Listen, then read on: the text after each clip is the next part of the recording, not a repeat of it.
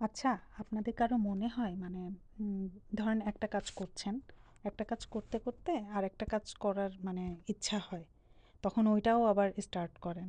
খুবই বিরক্তিকর না বিষয়টা? একসাথে অনেকগুলো কাজ মাল্টিটাস্কিং মানে আপনার মাথার মধ্যে ঘুরতে থাকে এবং না করলে পরে খুবই বিরক্ত লাগে। আমার এটা না খুবই মানে প্রায়ই এটা হয় এবং আমি খুবই বিরক্ত ফিল করি। যাই হোক, হ্যালো, কী অবস্থা সবার? ভালো আছেন তো? তো এটা কততম রোজা ছিল আসলে আমি এক্স্যাক্টলি আমার মনেও নাই কবে ভিডিও করেছিলাম। যাই হোক, ডেটটা দেখা হয়নি। তো এখানে ওই দিন চিন্তা করছিলাম যে একটু দই বড়া করব, কারণ আমাদের একটু এক বাসায় আসলে দাওয়াত ছিল। সো এখানে যে বাঙালি কমিউনিটি তারা একসাথে ইফতার করবে, সো আমি ভেবেছিলাম যে কিছু একটু বানিয়ে নিয়ে যাই। তো দই বড়াটা বেসিক্যালি সবাই মোটামুটি খাবে। সো দই বড়াই করার ট্রাই করলাম, একটু বেশি করেই করেছিলাম আমার বাসার জন্য, প্লাস ওখানে নিয়ে যাব এই কারণে। তো এই তো দই বড়ার জন্য যা যা লাগে আর কি, জাস্ট খালি বেসনে একটু বেকিং সোডা দিয়েছিলাম, আর কিছু দেইনি। এভাবে জাস্ট জাস্ট বিট করে ভেজে ফেললাম আর কি। আর আমি তো এত প্রো না, সো আমি স্পুনে করেই আর কি ভেজেছি। সো ভাজার পরে যেটা করেছি, ভিজিয়ে রেখেছিলাম পানিতে আসলে, ভিজিয়ে রেখে দেন এইদিকে আমার ছেলে উঠে গিয়েছে, তাকে খাওয়ালাম। খাওয়ানো শেষ করে আমি এদিকে এই যেটা দই বড়াটা যে ভিজাবো যেটা, এদিকে এসে ওরা আমাকে প্রচণ্ড পরিমাণে ডিস্টার্ব করছে। ছেলেকে শিখাচ্ছে যে চুল ধরে টানবা না বাবা, গাল ধরে টানবা। তো এই ওরা দুইজন দুষ্টামি করছে, আমি এদিকে যাই হোক আমার মতো করে প্রিপেয়ার করছি দইটা। সো এখানে দইতে বেসিক্যালি কিছুই দেইনি, জাস্ট একটু চিনি মিক্সড করেছিলাম, একটু পানি, চিনি আর চাট মশলা বলে, বাট আমাদের দেশে যে চটপটি মশলা আছে না, ওটা দিলে পরেই আসলে আমার কাছে মনে হয় ভালো ফ্লেভারটা আসে। আর এখানে আমি চটপটি মশলা আমারই বানানো যেটা ছিল সেটাই আমি ইউজ করেছি।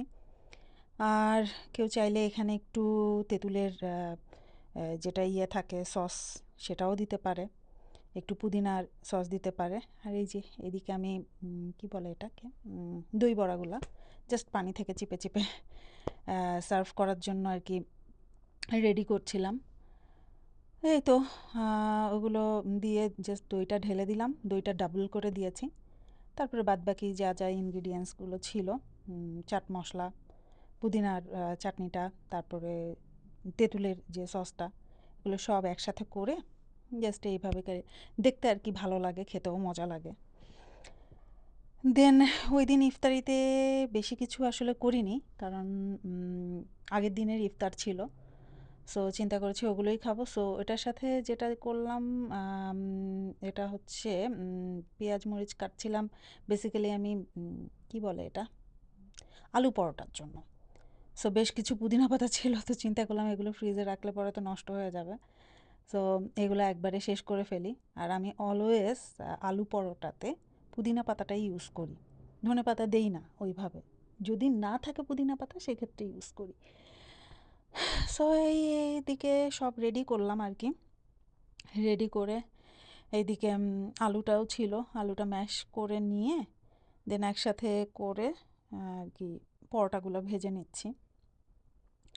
আর এদিকে আগের দিনের না, আমি বেসিক্যালি এখানে চিকপিস সালাদ করেছিলাম, যেটা ভিডিও করতে আমি ভুলে গেছি। সো চিকপিস সালাদও ছিল এই দিন, আলু পরোটা ছিল, কিছু ফ্রুটস ছিল, আর এই তো দই বড়া তো ছিলই, আর জিলাপি এনেছিল বাহির থেকে, বেশ ভালোই গিয়েছে।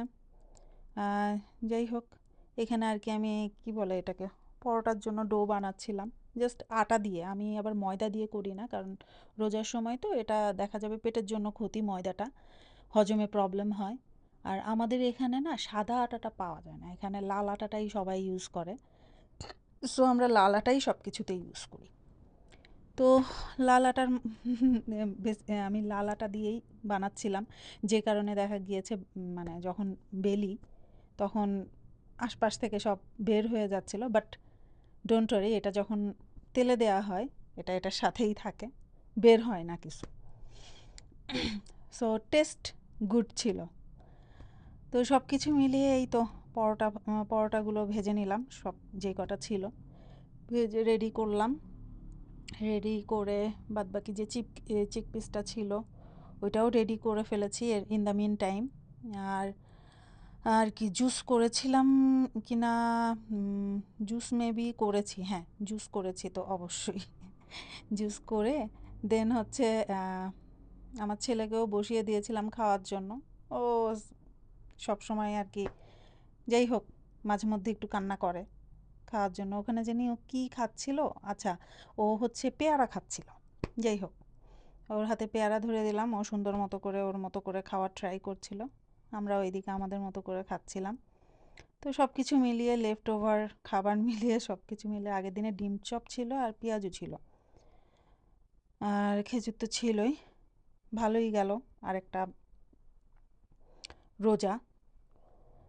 এই তো, বাই বাই, সবাই ভালো থাকবেন এবং আমাদের জন্য দোয়া করবেন।